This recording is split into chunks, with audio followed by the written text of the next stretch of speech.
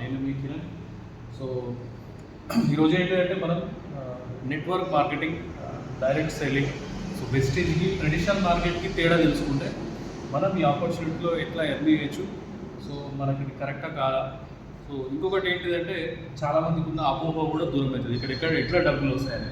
So అంటే నార్మల్గా మనం బయట మార్కెట్లో, ట్రెడిషనల్ మార్కెట్లో మనం వస్తువులు అనేవి షాప్ నుంచి తీసుకున్నప్పుడు సో లాభం అనేది మిగతా వాళ్ళందరూ ఇక్కడ డివైడ్ చేసుకుంటారు అనమాట. అంటే సో ఏమంటారు, ఒక మార్కెట్లో ఒక చైన్ అనేది ఉంటుంది అనమాట, సప్లై చైన్ అనేది వాళ్ళు తీసుకుంటారు అనమాట. Retail shop, wholesale distributor, sale, so factory, ఇట్లా వీళ్ళు తర్వాత అడ్వర్టైజ్మెంట్ వాళ్ళు సో తీసుకుంటారు అనమాట బెనిఫిట్ అనేది. అంటే బెనిఫిట్ అంటే మనం పర్చేజ్ చేసే దాంట్లో ఏదైతే కాస్ట్ కటింగ్ ఉందో దాని తర్వాత వచ్చే బెనిఫిట్ అనమాట.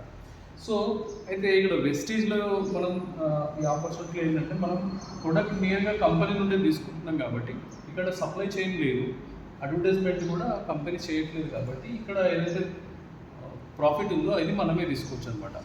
సో ఈ ప్రాఫిట్ తీసుకోవడానికి ఇక్కడ మనం ఒక కంపెనీలో ఒక ప్రొఫైల్ క్రియేట్ చేసుకోవాల్సి ఉంటుంది, దానికి ఒక ఇండియన్ ఐడి ప్రూఫ్ కావాలి. సో చూడండి ఫ్రెండ్స్, అంటే మనకి ఇక్కడ అర్థం కావాల్సిన విషయం ఇది ఒకటే. సో చాలామందికి ఏంటంటే సో ఫ్రాడా, కరెక్టా కాదా, ఇట్లాంటి అపోహలు ఉన్నాయి. కానీ ఇది ఒక విషయం అర్థమైతే ఈ విషయాలన్నీ అర్థమైతే. సో ఇక్కడ దీన్ని మల్టీ లెవెల్ మార్కెటింగ్ అని కూడా చాలామంది అంటారు, దాంట్లో తప్పేం లేదు.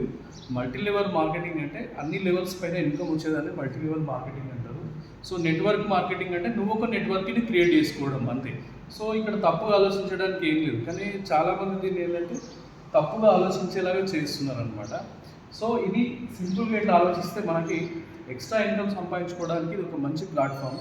సో మనం ట్రెడిషనల్ మార్కెట్లో చూడండి, ఒక 24 గంటల టైం పెట్టాలి, ఇన్వెస్ట్మెంట్ పెట్టాలి, రిస్క్ ఉంటుంది. సో మనం చాలా కాంపిటీషన్ అనేది మనము అక్కడ ఫేస్ చేయాల్సి ఉంటుంది. సో వెస్టేజ్లో మనకు అట్లా ఏం లేదు, ఇన్వెస్ట్మెంట్ లేదు.